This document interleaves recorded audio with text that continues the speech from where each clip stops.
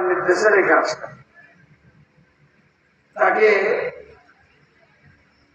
কি বলে, একটা অন্ধকারাচ্ছন্ন জায়গায় যেখানে কিছুই নাই রেখে আসে। কেন? আল্লাহ নির্দেশ করেছেন। এটা ছিল তার জন্য পরীক্ষা। এটা কত কঠিন কাজ আপনি চিন্তা করতে পারেন।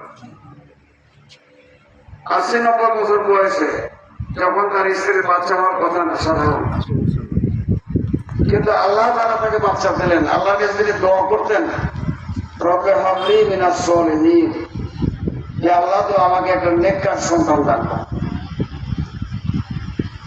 আল্লাহ তাআলা বলেন ফাবাশশারনাহু বিগুলামিন হালিম, আমি তাকে একটা ধৈর্যশীল সন্তানের সুসংবাদ দান করলাম। আর ওই বাচ্চাটি যখন কয়েক বছর উপনীত হয়ে দৌড়াদৌড়ি করতে শিখলো, ছোটাছুটি করতে দেখলো, ছোট বাচ্চা 3-4 বছর পর্যন্ত বোঝা যায় না তার প্রতিভা। যখন 5-7 বছরে ছোটাছুটি দৌড়াদৌড়ি করতে শিখে, তখন তার প্রতিভা দেখে বাবা মা তার প্রতি মহব্বত ভালোবাসা বাড়িয়ে দেন। আর এই মহব্বত ভালোবাসা তার জীবনের সবচেয়ে বড় ভালোবাসার বিষয়। ইব্রাহিম আলাইহিস সালামকে আল্লাহ তাআলা স্বপ্নে দেখালেন, যেই স্বপ্নের কথা কোরআন শরীফে বলা যায়। আমি এত লম্বা কথা বলবো না, ওটা বলা আমার উদ্দেশ্য না, শুধু বুঝবার জন্য আপনাদের বলছি।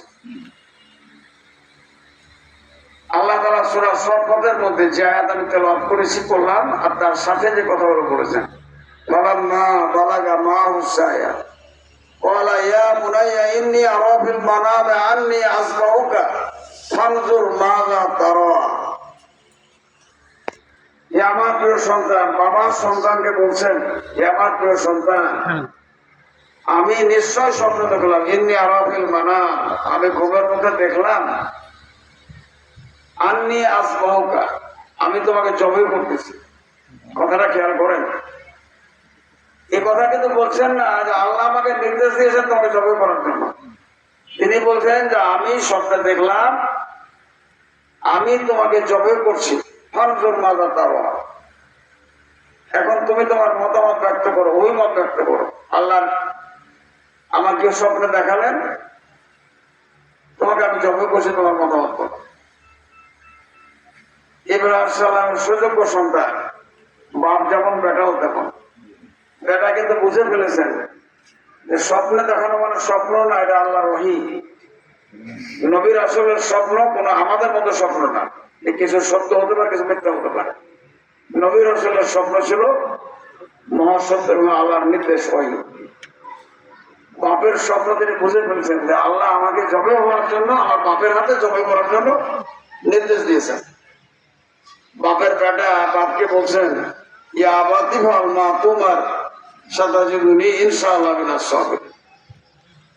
আমার সত্য পিতা, আপনাকে আল্লাহ তাআলা যা নির্দেশ করেছেন, কি ফাল মা তুমার, আপনাকে যা নির্দেশ করা হয়েছে আপনি তা যথাযথভাবে কার্যকর করুন।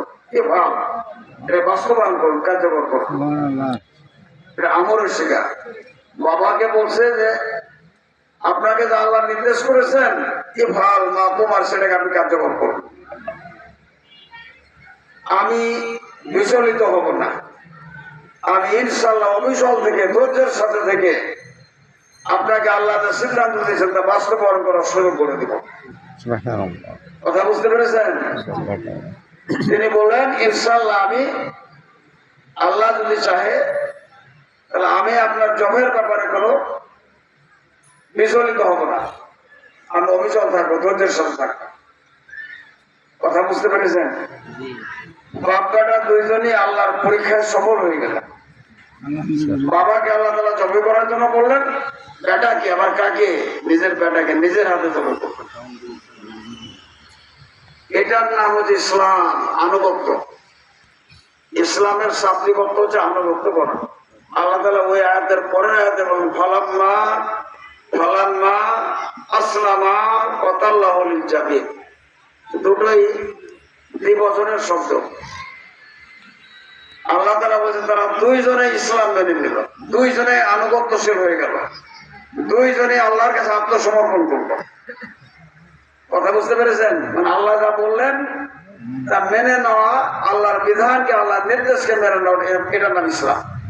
কথা বুঝতে পেরেছেন? আর ইসলাম যদি কার্যকর হয় তাহলে শান্তি প্রতিষ্ঠিত হবে।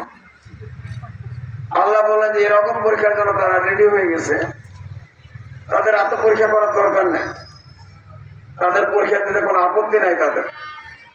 আল্লাহ তাআলা বাপের হাতে বেটাকে জবাই করলেন না, বাবা ছেলেকে শোয়াই দিয়ে জবাই করার জন্য রেডি হলেন, জবাই করছেন কিন্তু জবাই হচ্ছে না।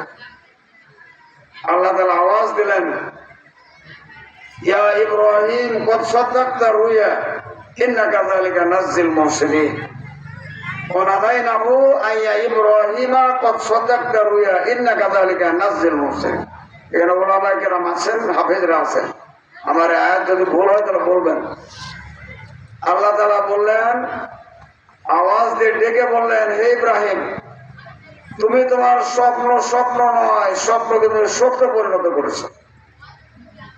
কাজেই আল্লাহ তাআলা ওয়াকাযালিক নাজ্জিল মুহসিনিন, আমি অবশ্যই তোমাকে তোমার যাজা তোমার প্রতিদান দান করব।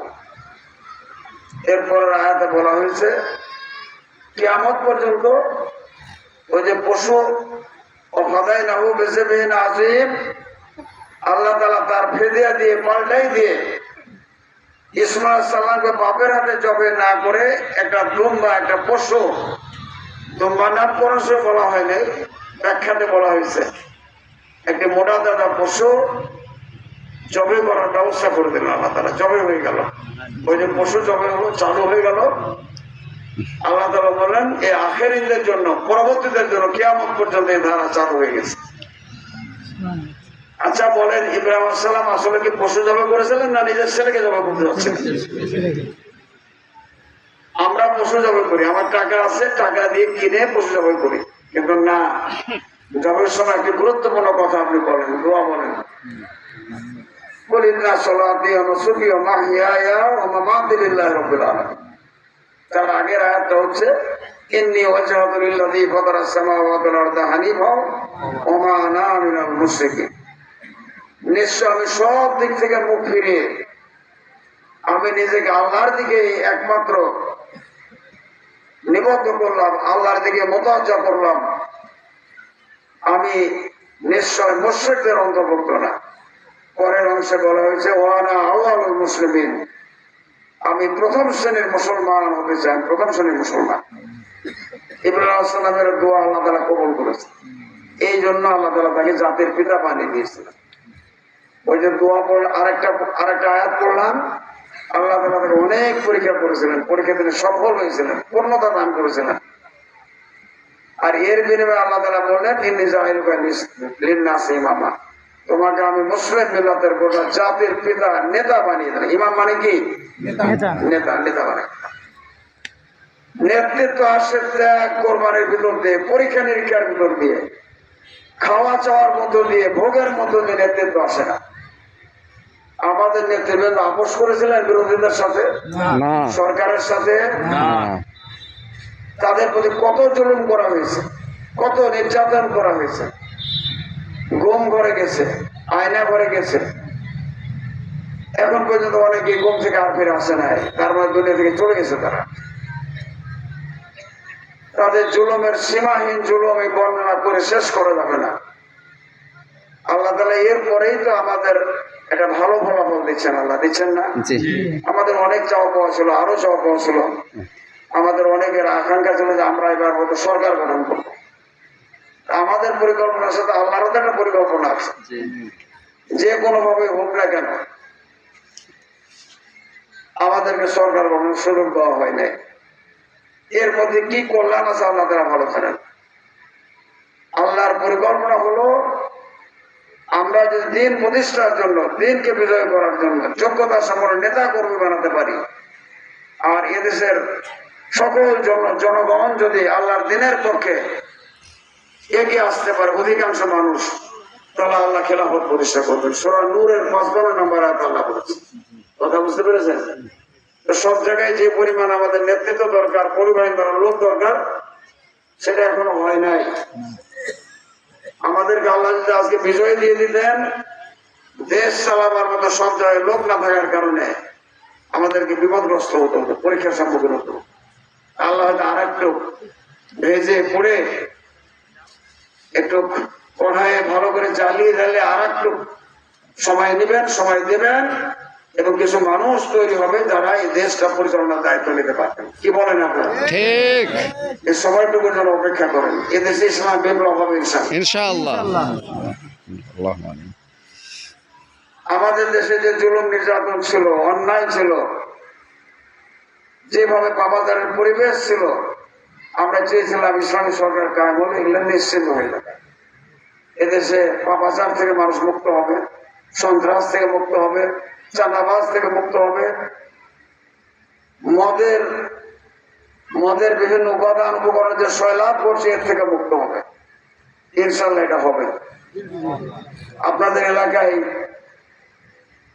এইসব মদ্যসেবীদের এবং মদের ব্যবসায়ীদের সয়লাভ চলছে না? চলছে। আপনারা সতর্ক হন, সাবধান হন। আপনারা এই ব্যাপারে জনগণকে সচেতন করেন, মোটিভেশন করেন, বোঝান। এই যুবকদেরকে বাঁচাতে হবে। আগামী দিনে জাতির ভবিষ্যতে এই যুবকরা তারা যেন মাদকের সয়লাভে পড়ে নিজেদের চরিত্র এবং জাতির চরিত্র ধ্বংস করে না দেয়। আপনি এই ব্যাপারে কঠোর হন, শক্ত হন। আপনার ছেলে পেলেকে টেনে আনেন, ধরে আনেন। আপনাদেরকে এই ব্যাপারে ভূমিকা পালন করতে হবে। কি বলেন? পারবেন? করবেন? খালি বলবেন যে থানাকে জানাবো, আর থানার পুলিশ এসে আপনার সব দূর করে দেবেন। প্রত্যেক জায়গায় রন্ধ্রে এই সমস্ত অবস্থা। আর আপনাকে থানা পুলিশ সাহায্য করবেন না। আপনাদেরকে প্রধান ছেলেগুলোকে আঁকড়ে ধরতে হবে। কে কোথায় আড্ডা দিচ্ছে, এই দেখেন মোবাইলের আড্ডা, দিন রাত ছেলেগুলো মোবাইল টিপছে, বাজে অশ্লীলতা, বেহায়াপনা আমাদের দেশটাকে আজকে ধ্বংস করে দিচ্ছে। ছেলেগুলোকে আপনারা বন্ধ করেন। মাঠে নামেন, গ্রামে নামেন, তাদেরকে বোঝান, ধরে আনেন, বাড়িতে আনেন। রাত্রে কোথায় কি করছে তাদেরকে ঠেকান। এগুলো আপনাদেরকে দেখতে হবে। আমাদের যেমন নিজেদেরকে বাঁচতে হবে, গোটা জাতিকে বাঁচাতে হবে। আমি এ ব্যাপারে কথা বলবো না। ঈদুল আজহার পরে আজকে ঈদ পুনর্বরণী। ঈদ পুনর্বরণীর সিদ্ধান্ত হচ্ছে আমাকে আপনাকে আগামী দিনে এটা সফল ইসলামী বিপ্লবের জন্য, পূর্ণাঙ্গ ইসলামী রাষ্ট্রের জন্য, এটা কল্যাণকর রাষ্ট্রের জন্য আপনাদের সকলকে এগিয়ে আসতে হবে। আপনারা রাজি আছেন? ইনশাআল্লাহ। আমরা এমপি পেয়েছি মানে সবকিছু পেয়ে যান নাই। আমাদের সরকার আগামী দিনে ইনশাআল্লাহ গঠন হবে ইনশাআল্লাহ। আমরা আশাবাদী। মানুষের সারা আছে। বর্তমান সরকার তার কার্যকলাপ দিয়ে এদেশের মানুষের মন জয় করতে পারছে না। কি বলেন? পারছে? আজকে যেভাবে সন্ত্রাস, যেভাবে মানুষ হত্যা, যেভাবে খুন, যেভাবে অন্যায়, ওই আগের মতো অবস্থা, তার চেয়েও বেড়ে গেছে কোথাও কোথাও। কথা ঠিক না? আপনারা এই ব্যাপারে সতর্ক থাকেন। আমি আপনাদের কাছে এই বিষয়টা অনুরোধ করছি, ভবিষ্যৎ জাতিকে, দেশকে বাঁচাবার জন্য আপনাদেরকে এগিয়ে আসতে হবে। আমরা এমপি নির্বাচন করে আশা করেছিলাম এটা ভালো রেজাল্ট হবে আমাদের, আল্লাহ দেন নাই। কিন্তু সামনের দিনে আমরা যারা এমপি পাস করেছি আমাদের কাজ করার সুযোগ করে দেওয়ার জন্য স্থানীয় সরকারের নির্বাচনে এই পৌরসভাগুলোর মেয়র, উপজেলা চেয়ারম্যান, ভাইস চেয়ারম্যান, মহিলা ভাইস চেয়ারম্যান সহ ইউনিয়ন পরিষদের চেয়ারম্যান, মেম্বার সৎ মানুষ, ভালো মানুষকে নির্বাচিত করে ইনশাআল্লাহ। যারা থাকলে আমাদের কাজ করার সুবিধা হবে। আর আপনি আমাদের মনোনীত মতের চিন্তা এবং ভালো মানুষ, সচ্চরিত্রবান, এদেরকে যদি আপনি নির্বাচিত করতে না পারেন তাহলে পথে পথে বাধাগ্রস্ত হবেন। আপনারা কি দায়িত্ব পালন করবেন? ইনশাআল্লাহ। জামায়াত ইসলামের পক্ষ থেকে যা আপনাকে দেওয়া হবে, আপনি সামনে না ওটা না, আমি শুনলাম এবং আনুগত্য করলাম, এই চিন্তা করে আনুগত্য করতে হবে। নিজের খেয়াল খুশিতে করলে হবে না। আমরা জানি আপনাদের এলাকায় ভিলেজ পলিটিক্স আছে, বহু রকম ফেতনা ফাসাদ আছে।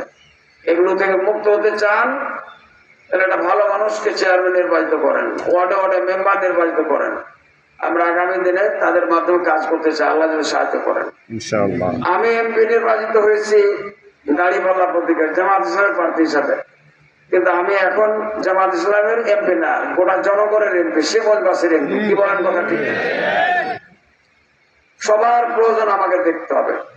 এদের রাস্তাঘাট, স্কুল, কলেজ, মাদ্রাসা, মসজিদ, মন্দির, এই শ্মশান ঘাট, গোরস্থান, কালভার্ট, ব্রিজ, এগুলো কি কোনো জামাতের?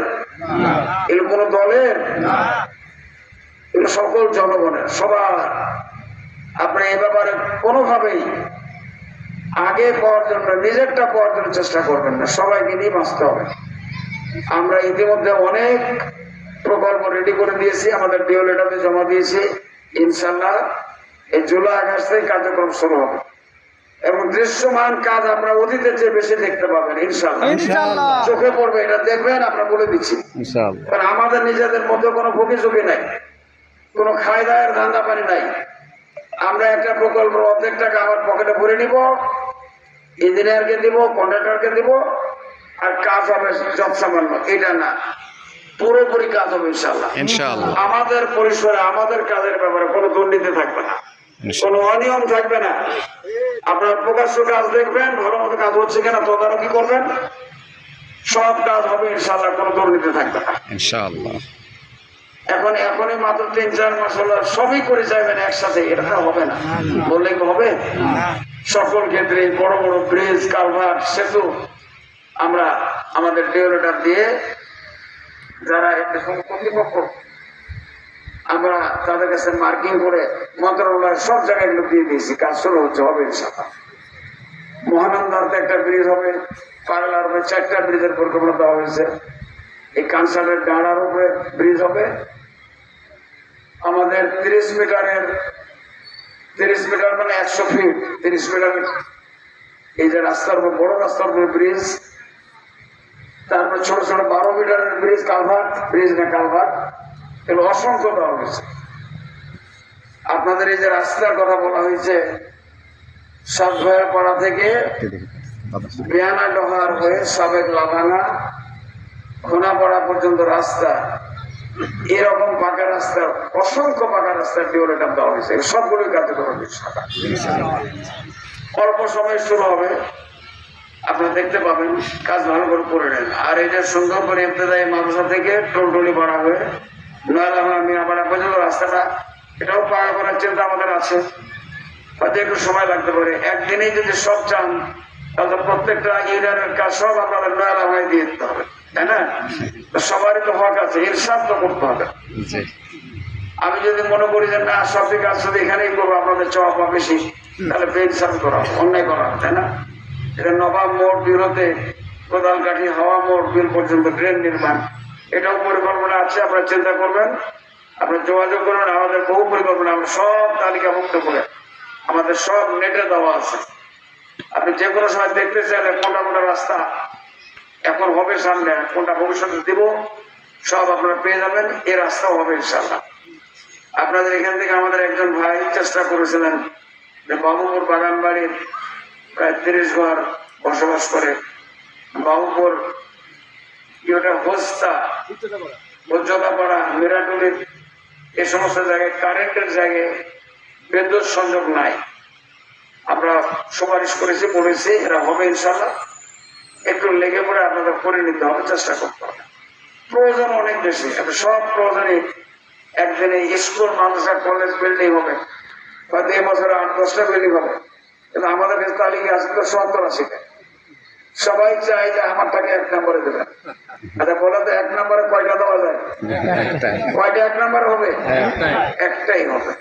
ওটা আমরা খুব হিসাব নিকাশ করে চিন্তা ভাবনা করে, যেটা 1 নম্বরে দেওয়ার এটা যোগ্য। এখানে আমরা জামাত দেখে নেয়, বিএনপি দেখে নেয়, আওয়ামী লীগ দেখে নেয়, কোন প্রতিষ্ঠানটা জড়া ছিল, কোন প্রতিষ্ঠানটা জন্মলগ্ন থেকে এ পর্যন্ত একটা বিল্ডিংও পায়নি, সবগুলো চিন্তা ভাবনা করে দেওয়া হয়েছে।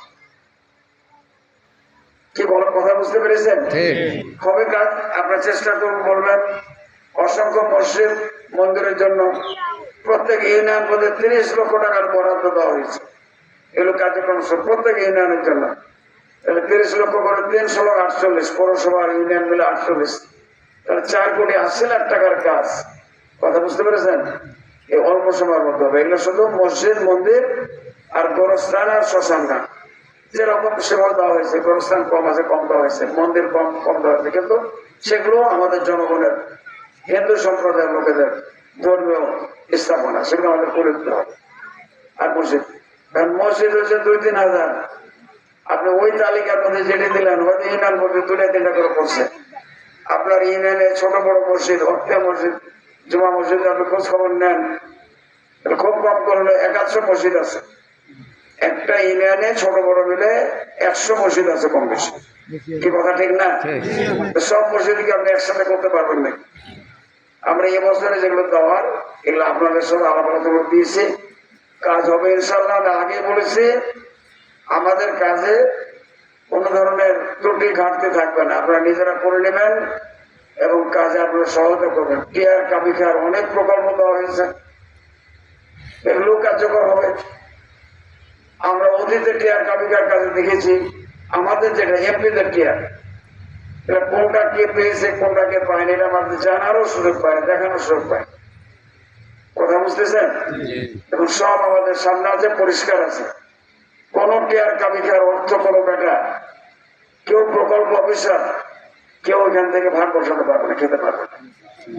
আমরা মেম্বারদের মাধ্যমে করি, আর মসজিদ মাদ্রাসার ইমামদের মাধ্যমে করি, শিক্ষা প্রতিষ্ঠানের সভাপতি অথবা হেডমাস্টারের মাধ্যমে করি, অথবা নতুন কোন প্রকল্প কমিটি দিয়ে করি। এই কাজগুলো হবে। আপনারা কেউ মনে করবেন না যে একটা টিআর 5 টনের প্রকল্প কি 4 টনের প্রকল্প, এখান থেকে কিছু আমাদের নিজেদের জন্য ভোগ করার সুযোগ হবে, বাকিটা হবে না। 5 টন 5 টনেরই কাজ হবে, 4 টন 4 টনেরই কাজ হবে।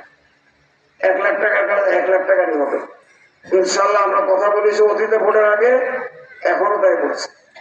নির্বাচনী বহু প্রতিশ্রুতি ওয়াদা আমাদের ছিল, সেগুলো সরকার গঠনের সবগুলো বাস্তবায়ন করা সহজ হতো, কিন্তু সরকার আমাদের না থাকলে ইনশাল্লাহ আল্লাহ তাআলা আমাদের যে যোগ্যতা দিয়েছেন, আপনারা জানেন, ইতিমধ্যে বেশ কিছু মন্ত্রণালয়, আরো কিছু কাজ আছে আমাদের হাতে। আমি ফাঁকে ফাঁকে শেখ মুজিবুর থাকি, তার বাইরে আবার ঢাকাতে অধিবেশন চলেছে, সংসদের অধিবেশন। সকাল বিকাল আমি মন্ত্রণালয় দৌড়াদৌড়ি করেছি, মন্ত্রীদের ডিও লেটার নিয়েছি, ডিও লেটার স্বাক্ষর নিয়েছে, মার্কিং করে নিয়েছি।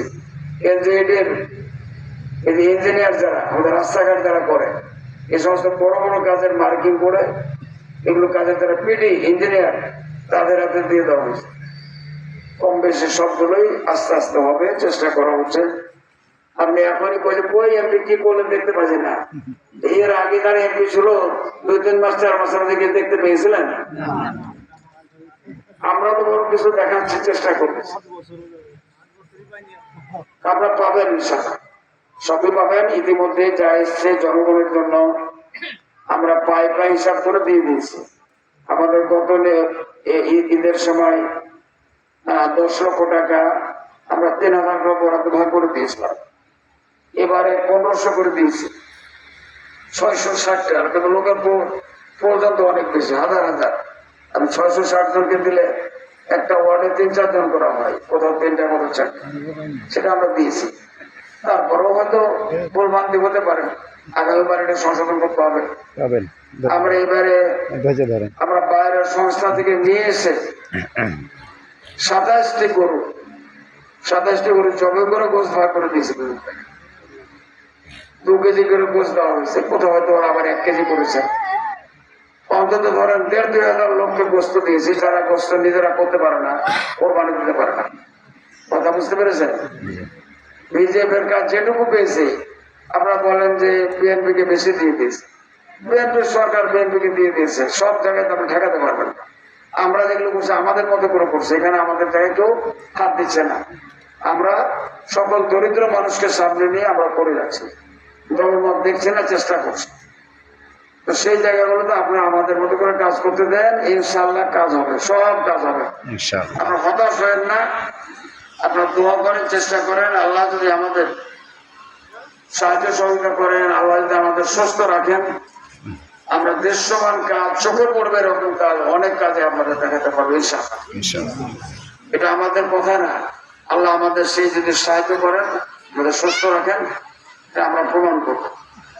এই জুলাই আগস্ট থেকে কিছু কাজ শুরু হয়ে যাবে ইনশাআল্লাহ। আর অন্যান্য যে সমস্ত বিষয়গুলো এগুলো আসতেই আছে, চাইতে আছেন একটা প্রতিষ্ঠানের সংস্কার করা, রাস্তাঘাট মেরামত করা। এখন আমাদের কাছে বিভিন্ন জায়গায় ভেঙে যাচ্ছে, রাস্তাঘাট ভেঙে যাচ্ছে, দেন টাকা দেন, ভাঙিয়ে ফেলতে হবে। এগুলোর কোনো টাকা আমাদের নাই, এগুলোর কোনো বাজেট দেয় না। আমি চেষ্টা করছি সামনের দিনে কোনোভাবে এগুলো প্রকল্প দিয়ে কিছু করা যায় কিনা। তারপর সাহায্য সহযোগিতা, লোকেরা যেভাবে সাহায্য চায়, আপনি 200-400 করে টাকা বের করে দিলেই, কারণ এটা ক্যান্সারের রোগী, ওটা কেমন দিবে, তার খরচ হবে 50,000 টাকা, 40,000 টাকা। আপনাদের 500 টাকা দিয়ে কেউ শান্তি পাবে? 2-4 হাজার টাকা দিলে তাও দেওয়া যায়। সেগুলো চেষ্টা করছে, কাউকে বঞ্চিত করি নাই। কেউ চেয়ে ফিরে এসছে খালি হাতে আমার জানা নাই। আমি তাকে যতটুকু পেরেছি সান্ত্বনা দিই, যেগুলো পকেট থেকে দিয়ে যাচ্ছে, আল্লাহ যেন এই সাহায্য করার কবিতা। আমি এই 3-4 মাসে যা বেতন ভাতা সম্মানই পেয়েছি, তার চেয়ে অনেক গুণ বেশি, অনেক গুণ, 3-4-5 গুণ বেশি সাহায্য সহযোগিতার জন্য দিয়ে দিয়েছি। চিন্তা করি নাই আমার ঘর সংসার কি বলছো, কারণ জনগণের কাছে আমরা প্রতিশ্রুতি করতেছি না। এখন তার মানে এই না আপনারা নিজেরা করতে পারবেন। একটা দরিদ্র মানুষ, আপনার 10 জন মিলে তাকে চিকিৎসার জন্য সহায়তা করতে পারেন না, ওটাও কি এমপির কাছে পাঠিয়ে দিতে হবে না? কথাটা খেয়াল করেন। এই কাজগুলো আপনারা করেন, নিজের নিজের কাজগুলো ইউনিয়নে যদি নিজেরা করেন, ওয়ার্ডে নিজেরা করেন, সংগঠন যদি করেন, তাহলে অনেক কাজ হবে। সব কাজ প্রত্যেকটা জায়গায় এমপি কে দিতে হবে, এমপি কে করতে হবে, এটা সম্ভব না। আমরা চেষ্টা করছি, এরপরও আপনাদের দোয়া, আমার মেহরবানিতে কোথাও কোনো ঘাটতি নেই। প্রতিদিন আমার কাছে 10টা-20টা মানুষ আমার বাড়িতে যে সাহায্য চাওয়াতে বসে থাকে, তাদেরকে দিয়ে বিদায় দিয়ে রাস্তায় দেখলে এখানে নামতেছে, আমাকে সাহায্য করে। কোন থেকে তাকে 200-400 টাকা, 500 টাকা বের করে দিতে হবে। এমন এমন বিপদ আপদ নিয়ে আসেন, 300 টাকা তো হয় না, মনে বাঁধে যেটা কেমন করে দেবো, সেটাও চেষ্টা করি। আপনার আল্লাহর হস্তে এই বিষয়গুলো একটু বিবেচনায় নেবেন, আপনি চিন্তা করবেন। আমাদের সামর্থ্যের বাইরে তো আমরা কিছু করতে পারবো না। আল্লাহ যা দিয়েছেন তার থেকে তো করতে হবে, তাই না? আল্লাহ যা দেননি তার বাইরে জোর করে ক্ষতিগ্রস্ত হয়ে, ঋণগ্রস্ত হয়ে তো করা যাবে না। আমি চেষ্টা করতেছি মানুষের সেবার জন্য, মানুষের খেদমতের জন্য, দেশের উন্নয়নের জন্য। আপনার দোয়া করবেন। এগুলো কাজ আমার ব্যক্তিগত কাজ না, এগুলো আপনাদেরই কাজ, এদেশের মানুষের কাজ। আমি সব জায়গায় কথাগুলো বলি যে জনগণের দায়িত্ব আমাদের কাঁধে দিয়েছি। আপনার পরামর্শ দেবেন, সহযোগিতা করবেন প্রত্যেক জায়গায়। আল্লাহ যেন সকল ভালোভাবে সাজাবেন। আর দুটো নসিহত আপনাদের করে যাই। একটা, এই মাদকের যে ছড়াছড়ি চলছে, এগুলো আপনারা একটু নিজের ভেবে চিন্তা করেন। আর আভ্যন্তরীণ ফেতনা ভাষা, ফট করে কোনো গন্ডগোল কোথাও লেগে যাচ্ছে, মারামারি লেগে যাচ্ছে, এগুলো একটু চেষ্টা করে থামায় দেওয়া। আল্লাহ তো ভোটের পরে একটা পরিবেশ দিয়েছেন। আজকে এটা আমরা নির্বাচনটা না হতাম, কি হতো, কোথায় কি ঘটতো, এটা আপনারা নিজেরা দেখতে পেতেন। ভয়াবহ অবস্থা। আল্লাহ অনেকটা মুক্তি দিয়েছেন না? আমরা কোথাও কোনো মিছিল করি নাই, কোথাও পটকা ফোটাই নাই, ভটকা ফোটাই নাই, কোথায় আমরা চিল্লাচিল্লি করি নাই, মাতামাতি করি নাই। এরকম একটা নির্বাচন আল্লাহ আমাদের দিয়েছিল, আমরা নির্বাচন করেছি। কোথাও কোনো আনন্দ প্রকাশ করেছি, উল্লাস করেছি, কাউকে আমরা চিল্লাচিল্লি করে গালি দিয়েছি, কেউ বলতে পারবেন আপনারা করেছেন নাকি এরকম কিছু? কাজে আল্লাহ আপনাদের শান্তিতে রেখেছেন। অশান্তির আগুন জ্বালাবার জন্য কেউ চেষ্টা করতে পারে, ও দেশের জাতির বন্ধু না, দুশ্মন। কি বলেন কথা ঠিক না? দেশ জাতির তারা বন্ধু না, যারা অশান্তি করতে চায়। আপনাদের এলাকাটা ভিলেজ পলিটিক্সের এলাকা। আমি আপনাদের অনুরোধ করছি, যারা নেতা আছেন, যেই দল মতের হন না কেন, আপনারা নতুন করে আবার এই ভিলেজ পলিটিক্সের বীজ এলাকায় ছড়াবেন না। আপনাদের করজোরে অনুরোধ করছি, আপনারা আমার এই কথাটা শোনেন। নতুন করে এই জায়গায় নয়লাভা ইউনিয়নে অশান্তির আগুন জ্বলতে দেবেন না। কি বলেন? আপনারা ঠেকান, আপনারা চেষ্টা করেন কোথাও যেন এই সমস্ত সমস্যা না হয়। সাহায্য আল্লাহ তাআলা করবেন, কিন্তু আপনাকে তো চেষ্টা করতে হবে। আপনি আমি চেষ্টা না করলে আল্লাহ সাহায্য করবেন না। বাইরে আমার কথা আমার অনেক বেশি হয়ে গেল। দোয়া করেন।